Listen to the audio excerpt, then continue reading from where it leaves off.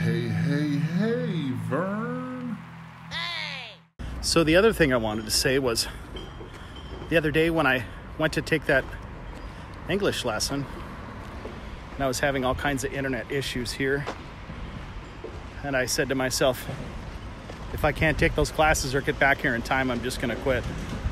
Now, a couple years ago, I used to get enough hours to at least kind of make a part-time, not really, but enough that it was worth doing. But then my hours started getting less and less and less.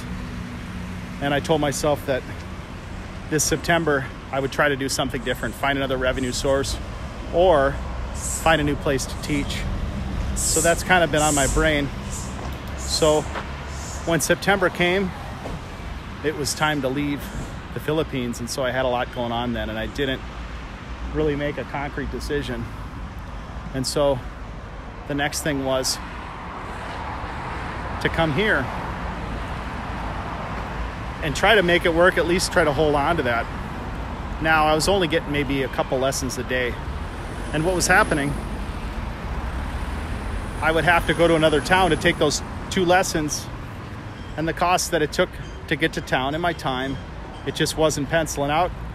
And then at 3:30 in the morning, I had to wake up for a class. And at 3:30, there was like not enough internet to sustain a class.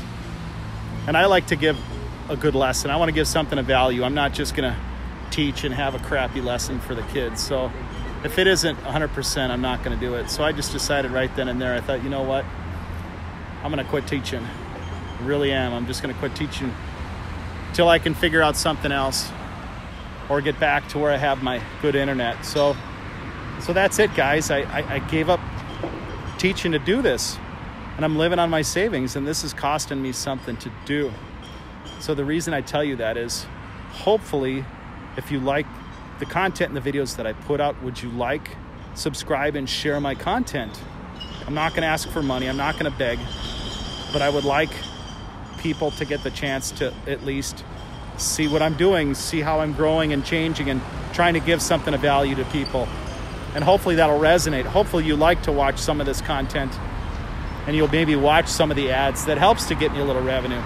So far, my channel's made a whopping $60, and that's not enough to do anything, right? So you can see the importance of why I asked that.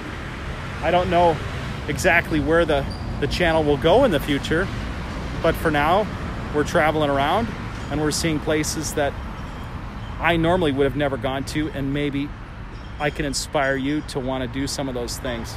So that's it, guys. This is on my time right now, and maybe I can make it go. Maybe I can't, but I'll never know unless I try, right? When I was about to start doing out of body, I had a same kind of an experience happen. I was working for a shop in Beaverton, Oregon, and I was the head painter.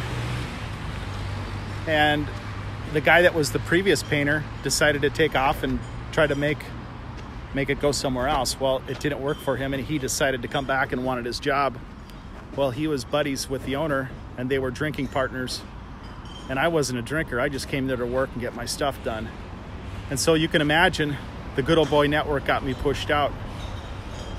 And at that point, I was like, man, what am I going to do now? And a couple of my friends said, hey, work for yourself. You can do it.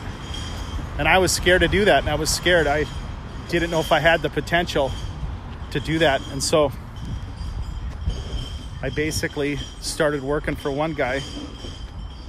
I'd buy a car and fix it up, and we'd split the profit. And that was kind of how my auto body business started. And I did that after a while, and I thought, you know, I could do this myself. And I started restoring cars, and it just kind of took off from there. But at the time, before I worked for my friend, I tried to get a painter's helper job at a dealership. And I was a head painter. I was a head painter before that.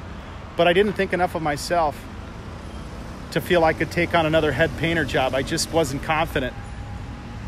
And after losing that job, I felt pretty beat up. And I almost got that job. And it was a good thing I didn't, because if I didn't, I would have never owned my own business. I would have never had the property that I had. I would have never been able to have sold that and come out here to live, because I wouldn't have had the funds, the resources to be here now. So, you know, it was a blessing, and at the time it felt like a curse. It really did. It was a crossroads for my life, and it was probably the best thing that could have happened to me. And when you have those times in your life, you don't know what's going to happen next, and you put yourself into the Almighty's hands, and you're like, okay, I'm at your mercy. Let's see what you can do. And that was my life for 20 years. Working, and it would get slow, and I'd be like, all right, thank you. We got this far. God, what next? You know, is this it? Is this the end of the line? And more work would come every single time. I was never late on my bills, and I never missed a payment. You know, and I attribute that to the blessings from above. It wasn't something that I could have done myself. So, yeah, and now I'm at that stage again, you guys. I'm at the mercy of the Almighty in a lot of senses. And it's surprising, because now I'm at a biblical site right at the same time. Is that ironic? That's really ironic. So sometimes we have a calling, we have a purpose in our life, and we don't know what that is until things do go wrong, things do go bad. And if I would have thought that I could have worked for myself and been any kind of a leader, any kind of a mentor to other people, I would have never given myself the credit to have done that had I not failed and succeeded in so many different areas. So that's where we're at. I quit my teaching, and I'm going to do this full time. And so far we made $60.